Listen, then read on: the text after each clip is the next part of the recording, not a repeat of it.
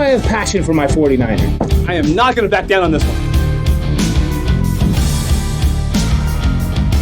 Sometimes I go extra hard just to prove my point. No, you don't get to have it both ways.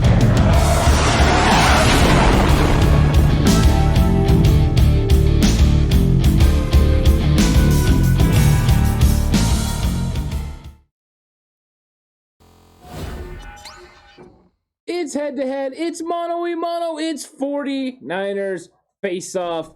And we've got a lot of great topics that these two are going to be going at. Of course, you've got Alex right up there, and you've got JHill right down there. And this is going to be a great conversation because there's a lot of stuff coming out of the Philly game that we can really talk about. So, Alex, how are you feeling about this? Tight in the neck region, but other than that, phenomenal. We got a big fat dub. I'm about to take a big fat dub on face-off in this week as well.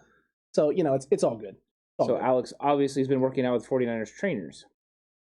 Yikes, Ant. Yikes. Or somebody. Tightness in the neck is also the sign of being stressed and being nervous about the L that you're about to take, too. Definitely that. Yeah, you got it. You hit the nail on the head there, Carpenter, man. Solid point, Jason. Solid point. So now it's time for the coin toss. Time for the coin toss. So Alex, an actual coin toss? Let's let you call it this time. Look, I've been saying heads, and everyone keeps going tails never fails, and it hasn't been failing, but I'm going to stick with heads. Okay. We've got tails. Yikes. Yeah. It doesn't ever fail, bro. Wow. Hey, the 50-50 had to swing in my favor at some point. So, Jason, you get to decide who's going to kick off the topics. I will defer here. He's going to defer once again to Alex. I'll be taking that then. I'll be taking it then. So the very first question on the docket is, how are we feeling about the 49ers cornerbacks overall, starters and depth? Great. Wonderful. Top to bottom, fantastic. Look, it's not going to be the same without Jason Verrett. That's obvious. I mean, I shouldn't have to clarify that, but knowing who is down there on the bottom of the screen, I know I have to. So it is not ever going to be what it was with Jason Verrett.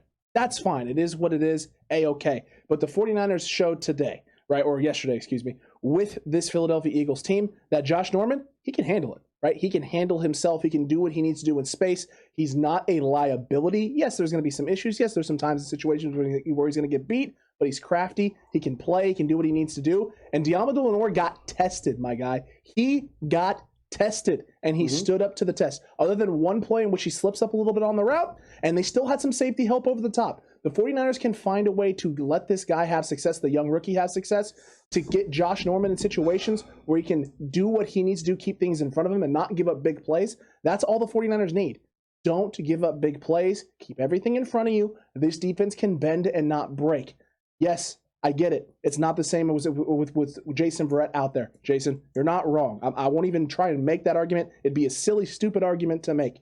But they have enough pieces right now that they're fine. They're not going to give up the big play. And if they're not giving up the big play, this defense can make stops when it matters most. I'm not concerned. I generally think that Alex is making a solid point here. But as you guys have known me for a long time, I'm a prove it guy. I don't care what we see, prove it to me. We played Jared Goff with garbage receivers. We played Jalen Hurts, who's at best the 25th best QB in the entire league. That's very specific. Although they have some solid receivers actually. Have we played Aaron Rodgers and Devontae Adams? Have we played Matt Stafford and his crew? Have we played Kyler and his boys? Have we played Russ and his crew yet? I think until we have a little bigger sample size, I'm not willing to jump on the current bandwagon of the DBs are great. I'm also not going to jump off and say, oh my God, we must get someone right now. Okay. I want to see what we can do when we actually play a legit quarterback with a legit passing game. Yep. And as of right now, we have not. That both of the teams that we played will have bottom third passing attacks more than likely at the end of the year. So Eagles are definitely trending that way because Jalen Hurts just likes to check the ball down. But I want to know who the other guys are you have in front of Jalen Hurts, because 25 seems a bit low. I feel like middle of the pack would be a little bit fair. Maybe not exactly middle of the pack, but maybe closer to, top 20, 25. Who are 5 names that are in front of him? I mean, don't name guys in the top 10, top 15. I mean, that's obviously enough. There's those guys there, but who are these other guys in front of him at the back end of that? Baker would be in front of him. That's fair. I would put him right near Tyrod Taylor. I mean, Tyrod Taylor doesn't have a lot of starts or snaps or a lot of impressive things, and that's a bit much. You're a prove it to me guy, but Tyrod Taylor doesn't need to prove it to you. Tyrod Taylor's been a solid player. Unfortunately for him, he's been that guy who just ends up on the wrong team at the wrong time. Now, or isn't available because of injury, yes. or gets stabbed in the chest with a needle. Bad needle, exactly. Those things, but he hasn't proven anything. He hasn't proven anything. Jalen Hurts hasn't proved a lot either. Don't get me wrong, but they have about the same amount of prove it to me, ability. They both. Jalen Hurts is a far better read option guy than he is a passer at this point. So, okay, I mean that's fine. I mean, are you throwing Sam Darnold above him right now? Absolutely. I mean, Sam Darnold has looked good so far in Carolina. Now that that's so far in Carolina. Sam actually has a legitimate coach and a good O-line and some actual skill players around him. Sam is finally showing why he was the number 3 overall pick. I'm saying it's a little premature. Two games apparently is enough to prove it for Jason. So if that's the case, then Diamond Lenore guys solidified cornerback. They just tore apart a hell of a defense yesterday. Listen, I'm aware of that. I just wish your rules applied. That Saints offense just beat the tar out of the Packers, and Sam cut them up very nicely today. All I'm saying is that for a prove it to me guy, it doesn't take a whole lot to prove it to you. Apparently, but I know that I've watched Sam enough in college, and I think you're being a little harsh on Jalen Hurts. I haven't seen enough from Jalen Hurts to make me that concerned that he's that low on the totem pole, and the Niners didn't really have a test. He did take some deep shots today. He did throw some very catchable balls downfield, in which Niners defenders had to make it very tough for Eagles wideouts to make some plays, and they do have a talented wide receiver core. I was actually more impressed with the defense today than I was lackluster with Jalen Hurts. Let's just put it that way. That's a fair point. I mean, I can't argue it. I think we just see Hurts differently, and I think that's what skews our opinions on this. A big Hurts guy. I wasn't big on him coming out from Oklahoma / Alabama. I thought he was a 4th round pick, maybe 3rd at best, not a fairly early 2nd. So I just I think he's a hell of a backup. I think if he's your backup, your roster is in great shape if he has to come in to play 2 or 3 games. But if he's your starter and playing all 17, he doesn't get the ball downfield in that kind of mid area. He's either really short passing guy or he's long passing guy. That kind of middle area where so many teams feast on, he doesn't do anything. Okay. I mean, he hasn't really shown that. I have to give you that. I really do. And you know who else agrees with you on that? Madden. Madden also agrees with you on that. That's why they always try and sign Kaepernick or another quarterback off of free agency immediately to the Eagles. So, all right. So let's get back to this. Let's move to the next topic. Let's go with this. How, Jason, are you feeling about Jimmy G's performance against Philly? It was the quintessential, quote-unquote, game manager thing. He did enough. He made just enough plays to get us in a position to win the game in the second half, in the late second quarter.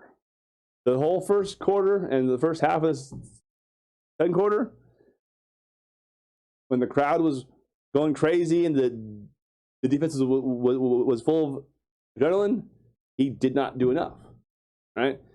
You can't have Mohamed Sanu with 2 or 3 yards of separation and you practically throw the gosh dang ball out of bounds almost.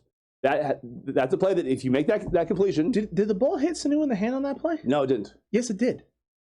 Yes, it did. He got a finger on it.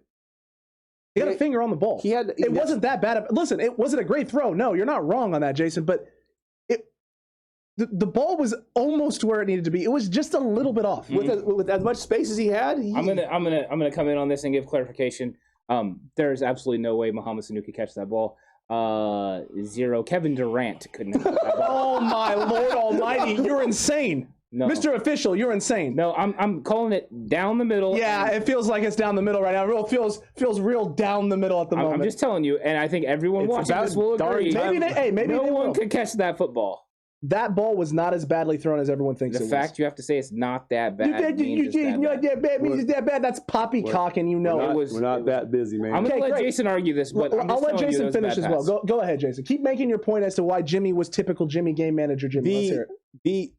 I give him the credit on the Debo ball that he has to make that catch. Like, I don't know what the hell he was doing. That ball right through his hands, and like I texted you guys that he had that other throw to Jimmy that was or to Debo that was just a rocket, perfectly thrown ball. It was great, but once again, late second quarter into the second half. And I go back to our last topic. If we were actually playing a team that was actually good and could actually take advantage of the mistakes, we could have easily been down 14-0, 10-0, 17-0, and that changes the whole outcome, the whole complexion of how that game played out. Thankfully, Jalen Hurts was not that good of a player. We got lucky on a out of bounds call too. Lucky? He was by him, and he put his foot. Demo let up because he knew he stepped out of bounds. See, I heard Mark say that, and I don't know how he's covering him, looking at the ball. Oh, he's out of bounds. I'll stop here. Demo acted like it as much. I mean, he once he went out of bounds, he completely lets up and doesn't finish covering him. He completely gives up on the play. Which is a rookie mistake, because if he was wrong at all, that's a touchdown. Listen, I agree with you. Demo shouldn't do that. But what I'm saying is that Demo felt he was out of bounds. But that's beside the point. Let's circle back as we're supposed to be on Jimmy. I don't even know how we get to that deep throw. I don't even know how that happens. But no, I'm just. How do you take it there? Saying because they didn't capitalize on our lack of offense, and Jimmy didn't help that because he missed. Obviously, Sanu. There was a couple other balls that you're negating. He's got it complete. You're negating one thing. Go ahead. There were 3 drops in the first 2 drives. 3 drops. Yeah. Not 1, 3. Situations where Jimmy puts the ball in a spot where the receiver can catch it and they don't catch it. Use check screen and 2 of Debo's screens. Mm-hmm. That changes potentially the whole dynamic because 2 of those 3 screens would have been big plays and would have shifted the momentum very, very quickly in the 49ers' favor. Instead, they put the 49ers in 3rd and long situations in which Jimmy's having to drop back, and the Eagles were able to pin. He missed Sanu on the one. Long. He also missed. He also missed one where he gets hit and he throws it over the top of Ayuk a little bit in space, and that could have ended poorly for the 49ers. Jimmy had in this game, he has 3 bad throws. Jason, 3. But it's not just that the number of bad throws or good throws, or it's when they happen, right? It's what if that ball to Sanu was on 1st and 10, no big deal. It puts us a little behind the chains. You're probably not running that play on 1st and 10, Jason, because Sanu's not on the field. But on 3rd down, that's a play to keep the drive going, build some momentum, quiet the crowd, get the Eagles back on their heels a little bit. But oh no, they're out of bounds. The Niners is even louder. The defense starts even getting more pumped. The Niners are in that position because of the interior run game not being able to get established. Next time. Dropped passes on 2nd downs and putting us in 3rd and long situations. Does Jimmy need to capitalize? Yes. Does Jimmy end up capitalizing on this later in the game? Yes. But we're talking about the first half, though. Because he missed 2 passes in the first half. He's inaccurate. I didn't say he's inaccurate. You said there's accuracy questions. Exactly. I don't have accuracy questions. When the momentum's not in your favor and you're playing on your heels with the defense being able to pin back and get after the quarterback. No, don't stop. You've been yapping now for about 5 minutes and going in circles and somehow ending up on Jalen Hurts. We're talking about Jimmy Garoppolo. Keep it shut over there. Keep it down for like 2 seconds. All right, and let me make some points here. Go ahead, because I'll open your eyes a little bit here on what's going on. Hang on. Okay. Jimmy Garoppolo's inaccuracy or accuracy questions in the first half aren't accuracy questions. They're not. No. All right, they're not. No. Did he make some bad throws? Absolutely. Yes, he made some bad throws. Every quarterback in the league makes bad throws, guy. Once in a while, yes. No. Oh, So once in a while? I mean, my God, if Jimmy was perfect for the game and only threw checkdowns, you'd be complaining also. That's the type of guy you are when it comes to evaluating Jimmy Garoppolo, and that's fine. You can do that. Make your complaints and make your concerns. Have your concerns and questions about Jimmy being a game manager. That's fine. But acknowledge the fact. I love it how it's Ayuk's fault in the preseason when he doesn't catch a ball, when he drops a ball, right, from Trey Lance. It's receivers' problems when they're not dropping balls from Trey Lance. But when Jimmy throws a little touch screen pass and it bounces off a guy's hand, no one has a word to say. It's absolutely baffling the amount of inconsistency some of you 49ers fans have, and that includes you, Jason. It's absolutely insane to me, the amount of inconsistency you guys have. You guys don't keep the same energy for Trey Lance drops that you do Jimmy drops. Jimmy drops get forgotten about. Rookie. Trey Lance drops are put on a freaking on a wall of fame drop, right? And then the guy belongs in the doghouse. That's where you guys are. It's absolute clown stuff, man. Clown stuff. And the Oscar goes to Alex for the great performance there, folks. Performance. So keep that same energy. Keep the same energy with Trey Lance drops for Jimmy. What do we know about Jimmy? If he misses over middle, it's usually high. But same thing with Trey Lance. No, watch the preseason again. Then rewatch it. Once again, rewatch the preseason. Rewatch the preseason. Who's our starter and who didn't play today? Okay. Anyway. There's a reason for that, Jason. Back to what I was saying. Jimmy is average at best on balls outside hash marks. Like that's been his perennial weakness, and we saw it again today. He's as great of a thrower of stuff inside the middle 30s as he is outside thirds on either side. He's elite. He gets wild. He's elite in the middle third. Absolutely. He's below average on anything outside of. Go with average. More than 10 yards. We'll go average. And he has never improved on that. So I don't know if that's on him or on the coaching staff, but for a guy to be our quarterback, he hasn't really. He's still kind of he's a top 15 guy, but he's a guy. Like when San Francisco, and I believe that you guys have said this yourself, San Francisco does not need him to play great to win football games. Correct. Right. They just need him to not make mistakes and to convert on situations where he needs to convert. But against the Seahawks, against the Packers, against the Bucks, against teams that have actual top 5, top 6 quarterbacks, those are throws that he has to complete. Like we cannot 2019 Saints give away. But that's the one game everyone points to. I'll go straight to this Super Bowl then. He had 3 bad throws in the fourth that cost us, or at least potentially cost us the game. Like, you're right. At some point. No, you're right. I know. Totally at some point, people have to get off the damn Saints game because that's one. He's been here for 4 years. That's one game where he carried us. One game. It was a game that was extremely necessary at a time in which the Niners needed it in order to have the 1 seed or have a chance at the 1 seed. But I mean, keep the same energy for important games, right? If he performs in an important game, that should hold weight. And when he doesn't perform in an important game, it should also hold weight. But apparently, it doesn't work both ways for you. It only works one. Whatever way works for your narrative and what you want to push about Jimmy Garoppolo is what's important. So, hey, that's fine. What's my narrative?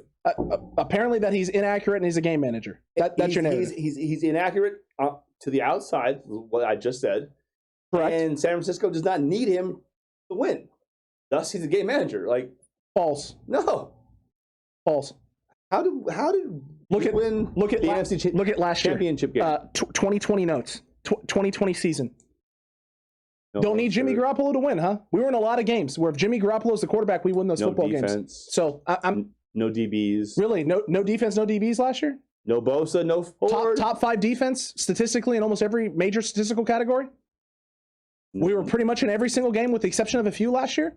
Jimmy Garoppolo is not the quarterback. We're not winning football games, huh? The 49ers don't win when Jimmy's not on the field. When Jimmy's on the field, the 49ers win football games.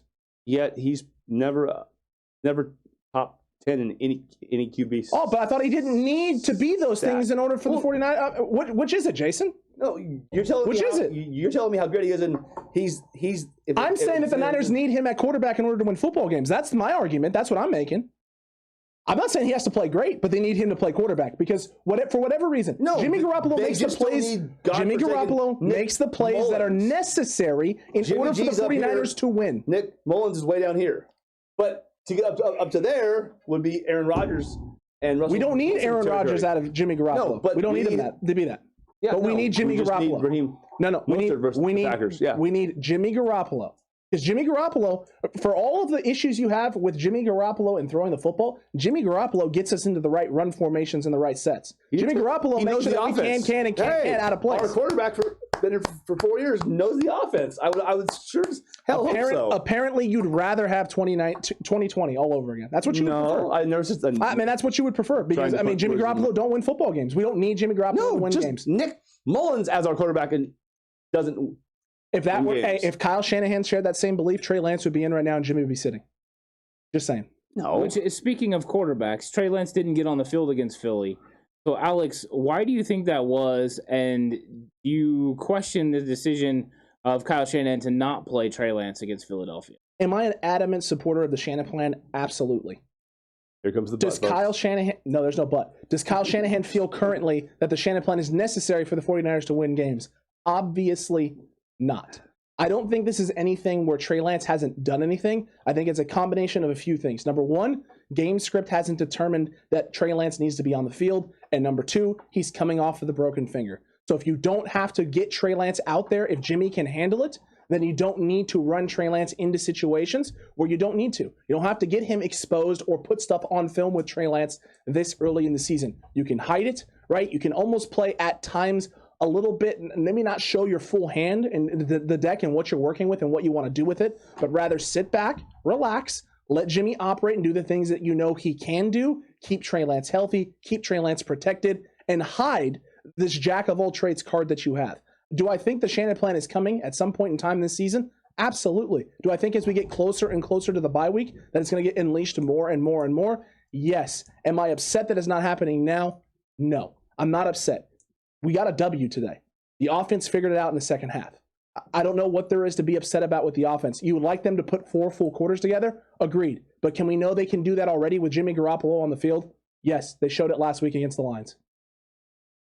So the broken finger was an issue this week, but not last week when it was even closer to the injury time. And he played. I actually said that last week, that it probably played a factor as to why they didn't do more things, why he was only in for runs and things of that nature, and why they only had him throw 1 pass. Which was a beautiful throw. It was a good throw. Touchdown, too. For 5 yards. Yeah. Well, a check down, according to you. No, that was the actual route that the wide receiver actually ran. So, but you've already made the argument that the checkdowns are about yardage. And I never said that. You did, actually. No, you did in the very first episode, Face Off. You did. Sorry, my guy. You did. All out. Go ahead. Thank you. As I was saying,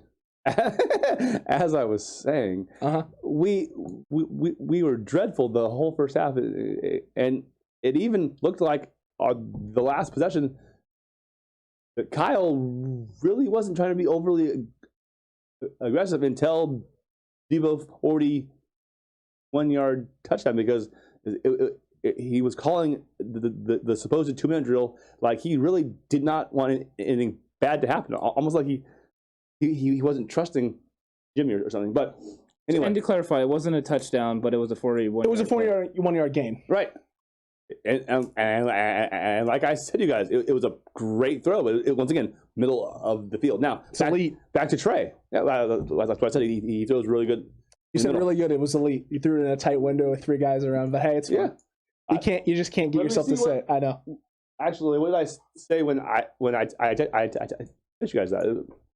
Actually, we probably couldn't say that on the show. Actually, probably actually how good I thought that throw actually was. Probably safe. So our inside running game is getting stuffed, just getting mauled by the interior of the Eagles line.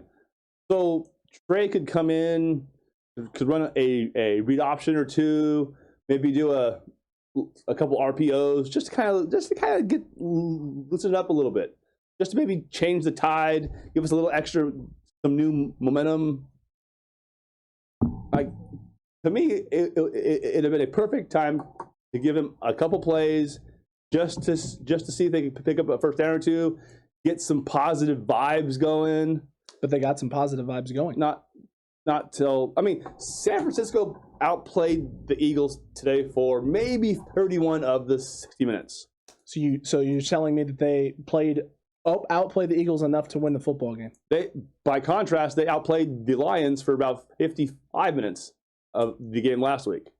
Different teams, different opponents, different schemes, game plans, ways to attack.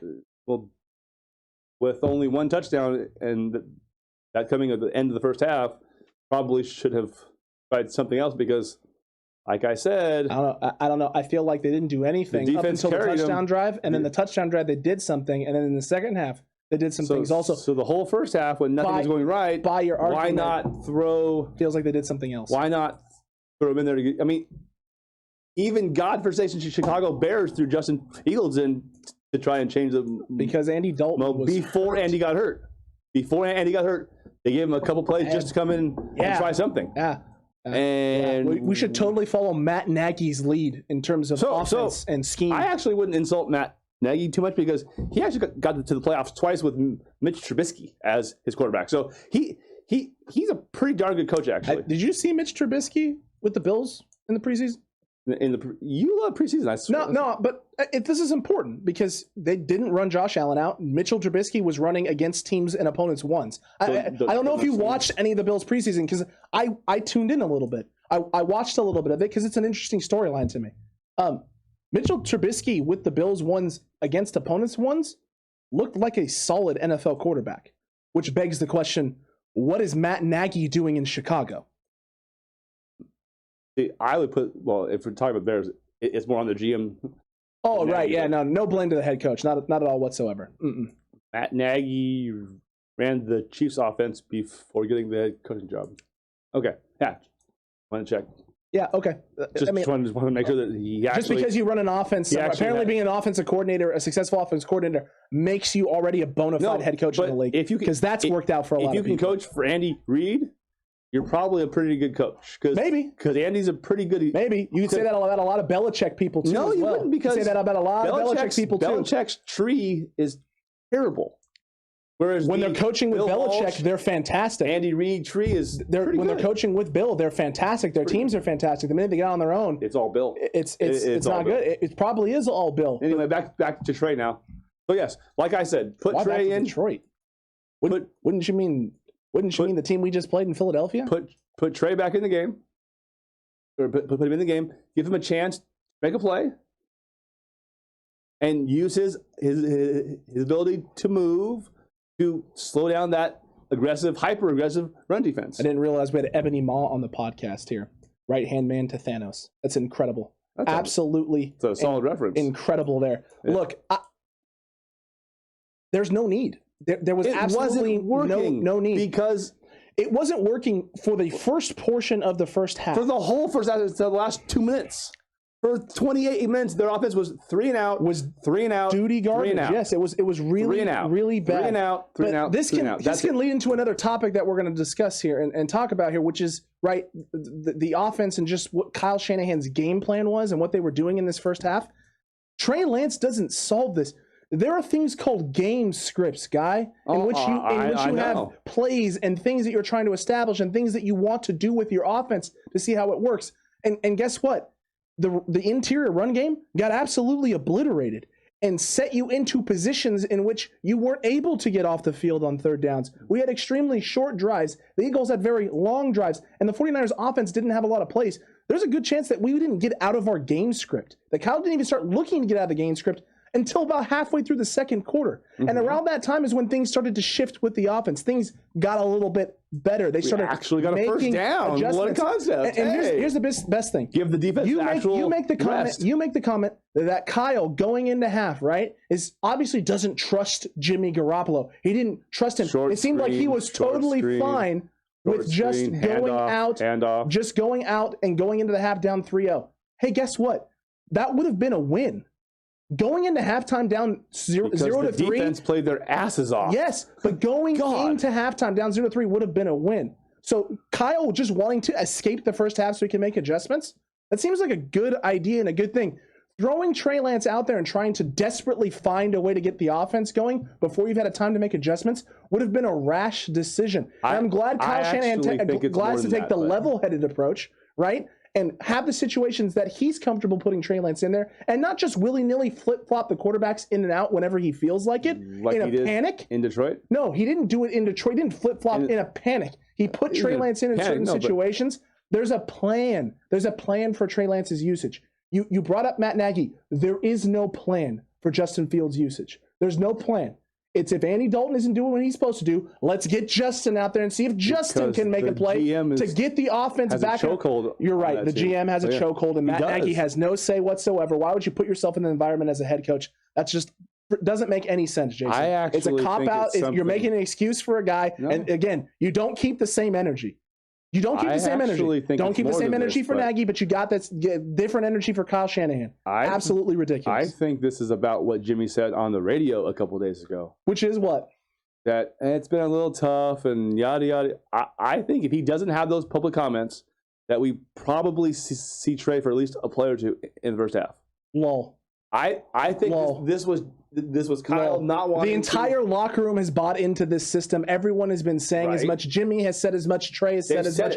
Kyle has said as much. Everyone has said as much. Kyle Shanahan is making decisions based on how people feel. No, but I don't. How people feel. Jimmy's feelings or the determination for Kyle Shanahan's game plan and usage for Trey Lance. Determination, no. A part? Absolutely, because no part. The grown man. You got to keep the starting quarterback happy. It's a business, Jason. It's a business. He said that before, though. You do what's best for business, my guy. Vince and Triple H over here now. Just saying. Keep the same energy, buddy. Keep the same energy. Keep the same energy for Matt Nagy that you have. I mean, you got to keep it. Keep it consistent. Matt Nagy will after Eric Bieniemy becomes my new coach at USC. Matt Nagy goes back to the Chiefs and has 2 years good with Mahomes, goes out and gets another job, and people will see that absolutely craps all over the bed again because he's a terrible head coach. Well, guys, let's go ahead and let's get into the drive where you guys get 1 minute to make your arguments. This will be exciting. Time for the drive. Because we want to talk about what players are going to be able to carry their performance into, or what things you guys want to see carried into the Green Bay game. So, Jason, you won the toss. Do you want Alex to go first, or would you like to go first in this argument? I like going first. All right, so Jason's going to go first. Your time begins now. The biggest thing that I liked was the aggressiveness the defense showed for the first 56 minutes of the game. I want D'Amico to keep that attack mentality because the Packers O-line is banged up. Obviously, Bakhtiari's out for 6 to 8 more weeks. And looks like Aaron doesn't necessarily want to be there. So let's kind of break his already questionable will. Offensively, I want Kittle to get some more touches. I want to see Ayuk with the ball in his hands more. I do like that we're getting the ball to Debo a lot, but eventually teams will actually start to roll coverage his way, so we need to be able to get other guys involved. All good things you just said there, Jason. All of them good things. I don't disagree with any of it. However, what I don't think is the most important thing is that we start distributing touches. I think the big thing that this team needs to do, and the thing that I want to see continue and carry over, is the continual adjustments being made by both coaching staffs, the defensive and the offensive side of the football. Number one, defensively, I want to continue to see them having a game plan, having a way they want to attack and establish themselves, and then adjust, make their adjustments, whether that's coverage, whether that's schemes, blitzes, whatever it may end up being. That's what I want to see continue going in, because those are the type of things that are going to lead to more wins down the line and helping your young, inexperienced cornerback room continue to thrive and continue to have success. And then offensively, continue to establish the run game in creative ways, The outside sweep is working. I want to see a build on that, looking to get some outside zone opportunities, variety of ways for them to do that, including those jet sweep actions to both Ayuk, to Deebo Samuel, to Trent Sherfield. All those things are going to be important. Find a way to get it done. That concludes the drive, and that was a very, very intense conversation today. There was a lot of great topics that were gone over. I think both of you had very, very good points, and I'm curious what people are going to think about who won this argument. And you might not even think one person won directly, but you might think somebody won on each different topic. I think that there was a lot of great conversation, and I'm curious, but if you think somebody won, you know who that person is, let us know in the comment section down below who won. Was it JHill with his arguments? Was it Alex with his arguments? I think both of them had good, so let us know down there in the bottom. Folks. It's stiff for a reason. It's because of all the flip-flopping you're doing. I'm trying to go back and forth, back and forth, back and forth, and keep track of all of it, you know? No, but it was fun. It was fun. Jay, sometimes as much as you drive me crazy, it is always fun having these conversations with you, though, my guy. It is fun. I will have my list of exactly where Jalen Hurts ranks for you in a couple days, so be prepared. I'm ready for it. We can post that onto the Twitter so that way everyone can read it. It's going to be important. It's going to be important. I'm going to hold you to it. My guy. Cutback crew, let us know about it all down below. Make sure you stick tuned. We got a daily video coming up. You're not going to want to miss that. Game recap. It's always a good time and tons of ways for you to involve. We got Big Yikes coming out on Patreon today as well. You don't want to miss out. Yeah, definitely don't miss out. Join in the conversation. Jump over to the recap show later on and check that out. It's coming out at 11 a.m. You're not going to want to miss it. We give out some player awards, and we really get into the game with a deep dive. It's an exciting overall breakdown, so make sure you're there. And then, hop over to Patreon if you have the opportunity. If that's something you would like to do, check out Big Yikes. There's a lot of interesting takes over there, and it's fun. Always fun. Always a good time. Guys, I enjoyed it. This was a fun face-off. I feel these things are going to get more spicy and more heated as the season goes along, too. It's going to be a good time. Could be. Yeah, I don't know. At points here, I'm sitting here and just taking it all in. And I'll be honest, my blood was boiling. Just boiling. It's also very hot in here. And Jason's wanting to take off all of his clothes. I thought it was the arguments that were hot, so maybe that's what it is. Yeah. The heat is just rising. The heat is on. Cutback crew. We'll see you on the next one, and until then, stay safe. Remember, the right way is always the 49ers way.